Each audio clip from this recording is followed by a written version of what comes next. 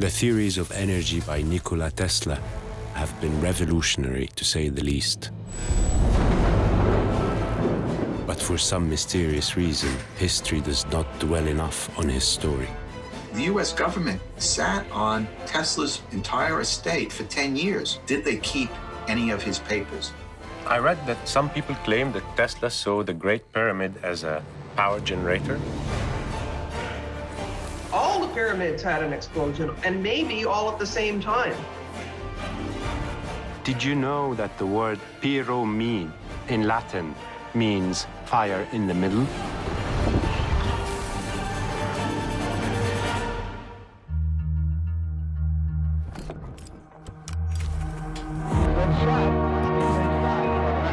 Crashed into one of the towers.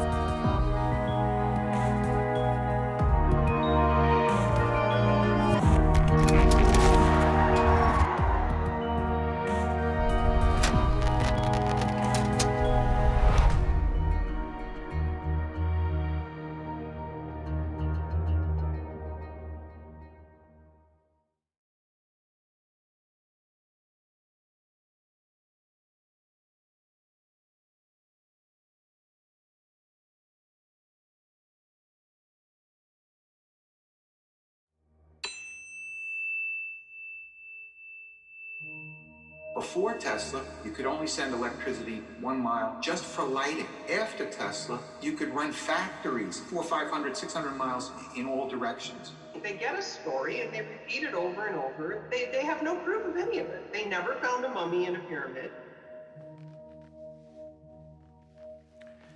Did Nikola Tesla find the secret to unlimited energy? And is there a plot to hide his findings?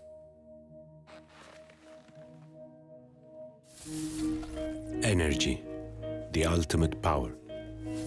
When I think about it, I find that most wars that have been waged in the past years have been about the control of what provides energy. And if I'm to talk about energy, then I must mention Nikola Tesla. I still remember my physics teacher at school saying that Tesla was an exceptional genius, whose work is behind many important inventions. The story of energy might be quite mysterious. Tesla was a scientist, but some people say that he was mystical. They claim he believed the Egyptian Great Pyramids were key to limitless energy, an energy that could be distributed to everyone in the world for free. He was a controversial personality even after his death. They say that after he died alone in his hotel room in New York, the FBI confiscated all his belongings, taking all his documents with them. And for many years, they say they were classified, and even until now, many people claim there are documents missing. Who was Nikola Tesla? Was he really a genius? What is the difference between him and the famous inventor Thomas Edison? I think the best person to answer this is Dr. Mark Safer, writer and university lecturer, who also authored the book Wizard: The Life and Times of Nikola Tesla. Hi, Mark. Thank you for meeting me. Thank you. The first question I have is, who was Nikola Tesla?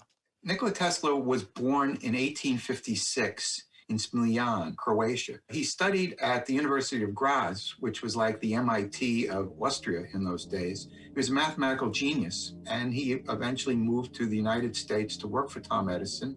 Things didn't work out too well, and then he moved out on his own. Can you tell me what was his greatest accomplishments? And I don't think it's just one. I think there's at least 3 major inventions. The first is the induction motor. And what Tesla figured out was how to harness alternating current. Before Tesla, you could only send electricity 1 mile, power dropping off over distance, just for lighting. After Tesla, you could put one hydroelectric power system. He's the inventor of the hydroelectric power system, and you could run factories 400, 500, 600 miles in all directions. He also invented wireless communication. He invented what became the radio and cell phone technology, the ability to multiply frequencies and created an unlimited number of wireless channels. We talk about Hertz waves, but they're not really Hertz waves. They're Tesla waves. All of our computer systems run on the binary code, and he really is the forerunner to all that. So I think those are his three major inventions. That's really big. In your opinion, what makes him different from other inventors like Edison, for example? In general, Edison built better mousetraps. The light bulb existed before Edison perfected the light bulb.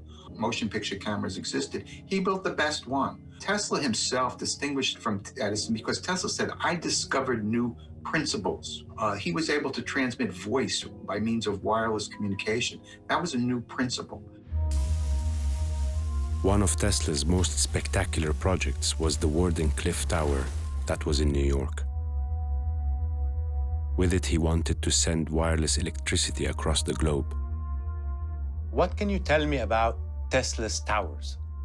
It's a very sad story. In 1898, he was doing big experiments in downtown New York City, and it was scary. So he moved all the way out to Colorado to test his wireless inventions and met with J.P. Morgan, and Morgan gave him $150,000 to build a tower. Tesla read an article that Marconi was using his equipment, and he freaked out. So he doubled the size of the tower because he figured, I'm not going to just send impulses from New York to London. If I build a tower twice that height, I can send it all over the world, and Morgan will make even more money. So Morgan was in Europe at the time, and when Morgan returned, he found out that Tesla ran out of money, but he'd also doubled the size of the tower from 90 feet to 180 feet. So that was one of the reasons Morgan pulled the funding.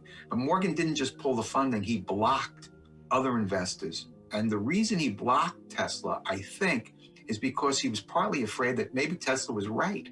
Maybe you could send electrical power without wires. And Morgan had rubber plantations, you have the rubber around the wires. He had copper mines, he had lumber yards. He wanted telephone poles, he wanted wires, he wanted to sell copper, he wanted to sell rubber.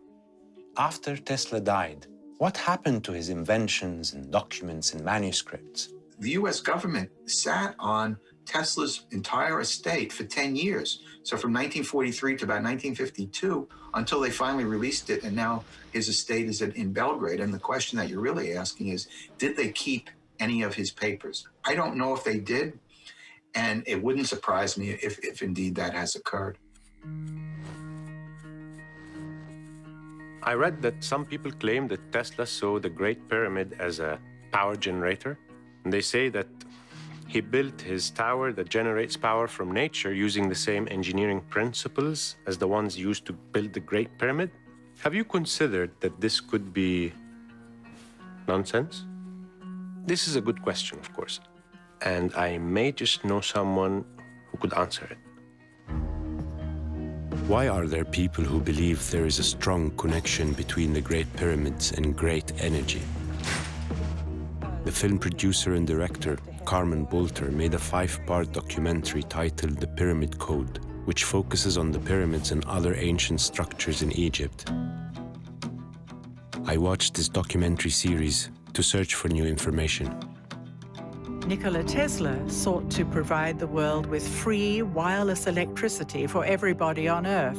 He discovered that electricity occurred naturally throughout the Earth's atmosphere and ground. This energy was not the kind of energy that we have that pollutes. It was a completely passive energy that had no byproducts. If the pyramid fields and the network of underground tunnels are still there, why don't they generate energy the way they used to? What did Tesla see in the pyramids other than they are giant tombs? I'd like to ask Carmen this question. Hi, Carmen. Carmen, can you explain to me why do you think the Great Pyramids of Giza in Egypt were not tombs? It has nothing to do with that. And they keep repeating. They get a story and they repeat it over and over, and they get the students to repeat it to get their mark, to get out of college. And none of it, they have no proof of any of it. They never found a mummy in a pyramid. Why do you think they were power generators? Christopher Dunn has shown how the pyramids could have been used as energy plant. He's written several books, The Giza Power Plant. He's an engineer. And so his research isn't psychic and, esoteric in any way. It's mechanical. And he's done a very good job of showing how energy could have been collected. And that's what part of the weird chemical marks that you see.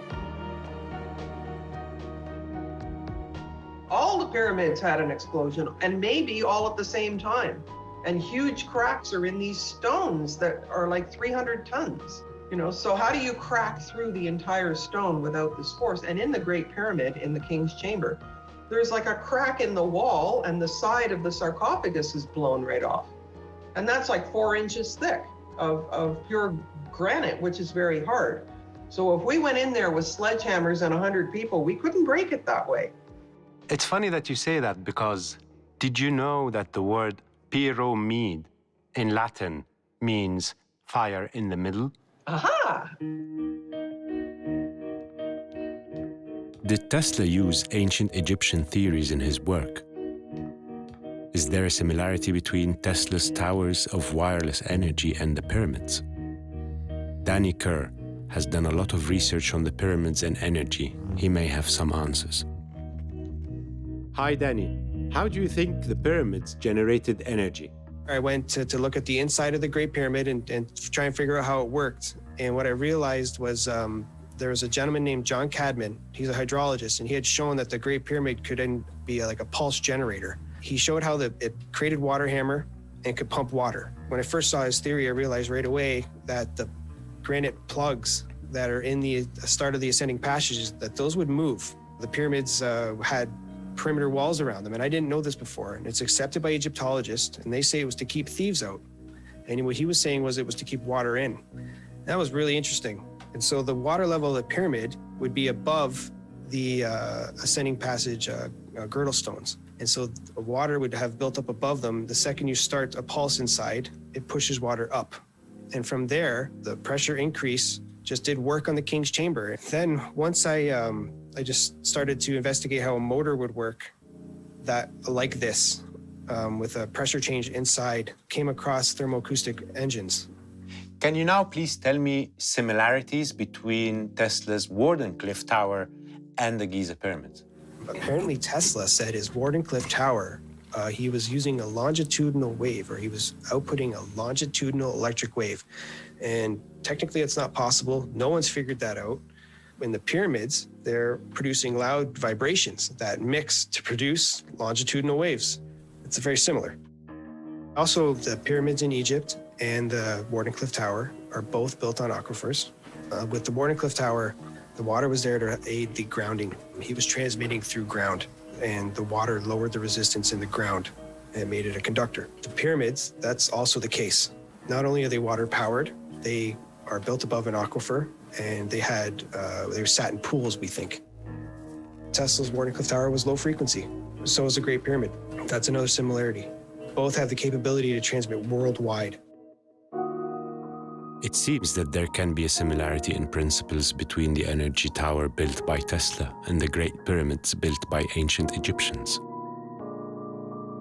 Could this be a coincidence? And why has there been no one until today who tried using this technology? These are questions that require another journey to search for answers.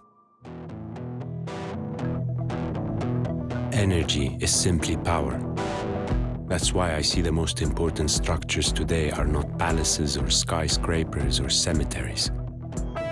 I think structures like dams, oil rigs, and nuclear power plants are the most important, because these are the factories of energy, hence power. Yet when we look at the Great Pyramids of Giza, are we supposed to think they were no more than giant tombs? If financing Tesla hadn't stopped, he could have succeeded in providing the world with clean energy at low cost. Does that mean Tesla could have changed the world?